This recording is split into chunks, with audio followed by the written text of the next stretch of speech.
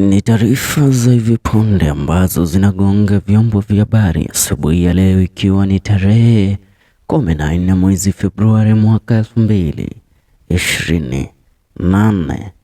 Hii ni baada ya ambaye alikuwa mshukiwa mkuu katika mauaji ya mpenzi wake Mbudhi kule katika nchi ya Marekani, Kevin Kang'ethe, aliyepata kuweza kuepa katika kituo cha polisi cha Muthaiga siku chache zilizopita na kuweza kupanda matatu ambalo alipata kutokomea nalo hapo jana, ambaye ndiye kiongozi wa tume ya uchunguzi na upelelezi ya DCI Mr. Amin Mohamed aliweza kudhibitisha na kudai kwamba yeye pamoja na kundi lake wameweza kufanya kila wawezalo na wanatumia kila nguvu wawezayo ili kuweza kumtia baroni Kevin Kang'ethe. Na kwa sasa asubuhi ya leo, taarifa ambazo zimechapishwa takriban dakika 10 zimepita ni kwa kupitia mtandao wa kijamii wa DCI, wanadai ya kwamba DCI has rearrested murder suspect Kevin KINYANJUI Kang'ethe.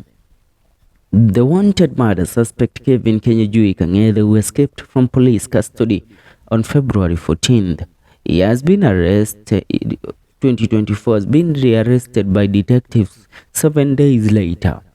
The escapee was taken to custody last night following a scrumptious intelligence-led operation within Ngong township in Kajiado County. The murder suspect had escaped from Muthaiga police station where he was being held, awaiting extradition to the United States to answer a charge of first-degree murder. Kang'ethe amepata kutiwa mbaroni na sasa ni atarejeshwa kule nchini Marekani, ambapo koti iliweza kumpa takriban siku 30 ya kuwa ameshikiliwa, ndio polisi nchini Kenya waendelee na uchunguzi kabla ya kuweza kumpeleka kule nchini Marekani ama kuweza kuhamishwa kutoka nchini Kenya aende akajibu mashtaka yake kule nchini Marekani, ambapo aliweza kufanya kitendo kile cha mauaji. Na nikisoma reactions za Wakenya namuona Amwaga Kalwale anasema good case of serikali iko na mkono mrefu. Fred anasema we're the head of the road for him.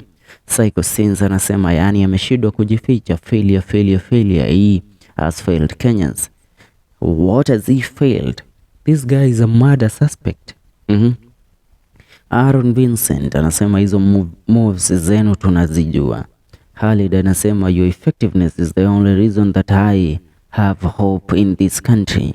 Father of Tekla anasema huyu anapotea anaenda Ngong juu Somalia. Mwingine anasema are you sure you didn't coerce the family members to produce his whereabouts? As long as he has been captured. Another one here says this one has totally failed the state.